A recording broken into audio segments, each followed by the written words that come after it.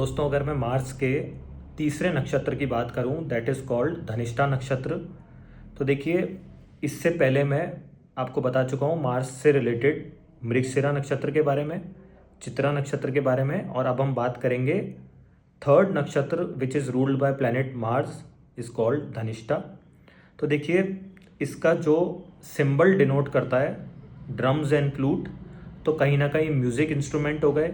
Music को सुनना हो गया, वो एक हम यहाँ से देख सकते हैं। मार्स इसको डिनोट कर रहा है, तो मार्स की एनर्जी हो गई यहाँ पे। अब देखिए,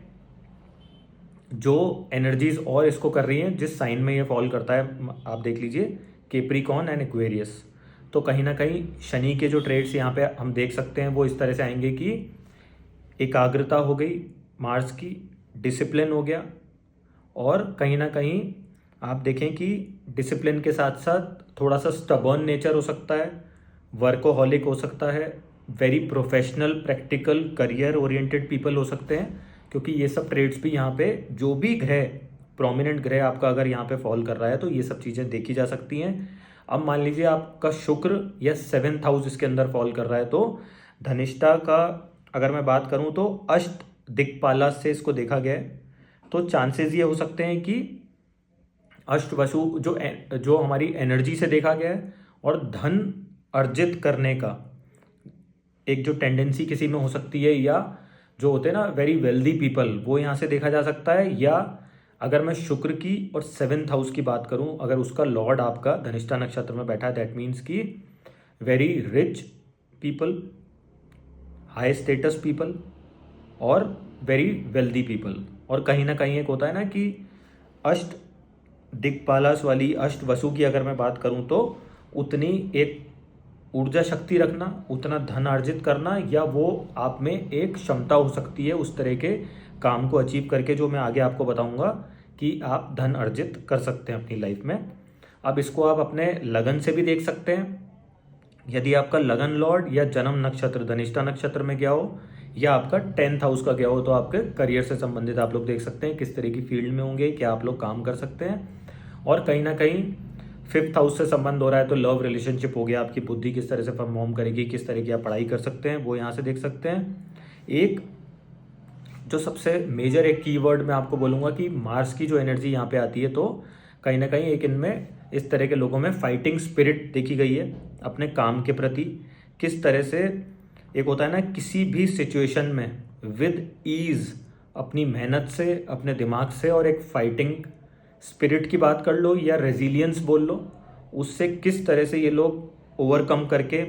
आगे निकलते हैं, अपने परिवार को निकालते हैं, या किसी भी सिचुएशन में जो भी ग्रह वहाँ पे बैठा है उससे निकलने की ये लोग क्षमता रखते हैं। और आप लोग एक चीज़ देखें कि हमेशा एक इनको ये मतलब जो मैं आपको कैपेबिलिटी की बात कर रहा हूँ कि विद ईज ये किसी भी सिचुएशन से निकलते हैं, तो ये एक इनको भगवान की तरफ से ब्लेसिंग है।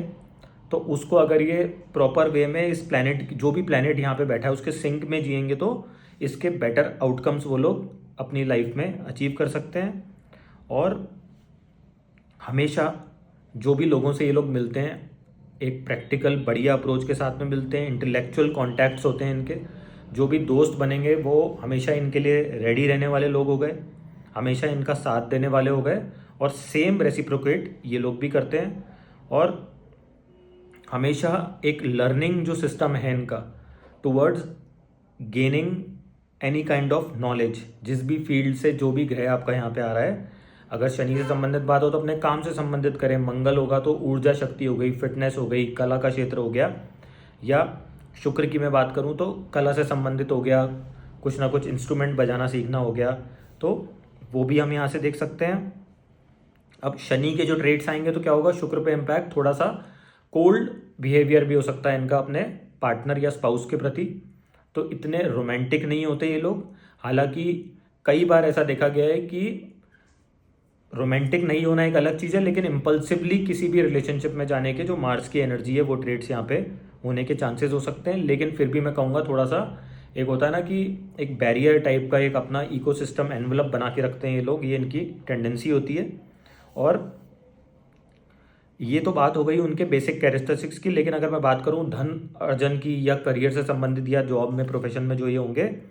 तो अपनी नॉलेज को प्रैक्टिकल वे में किस तरह से यूज़ करना है उसमें बहुत ही बेहतर ये नक्षत्र के जो लोग होते हैं वो देखे गए हैं। और इनमें क्षमता होती है कि वेल्थ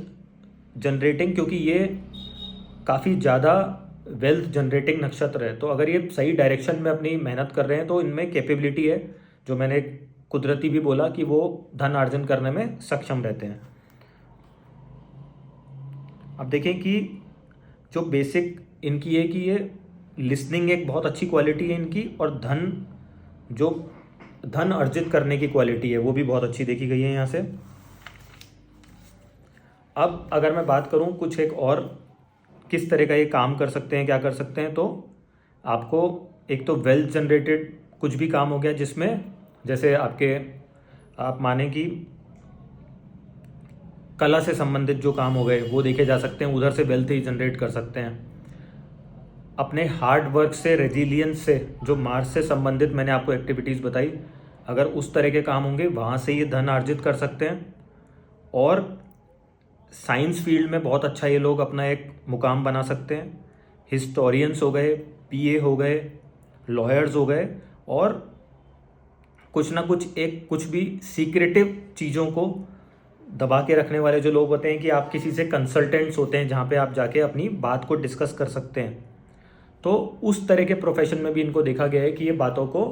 एक अपने तक एब्जॉर्ब करके और फिर दूसरे को किस तरह से उसका आउटकम देना है, तो वैसी अप्रोच के साथ में भी ये लोग बिजनेस कर सकते हैं। और इसका कई बार ये भी देखा गया है कि अगर धनिष्ठा में आपका शुक्र गया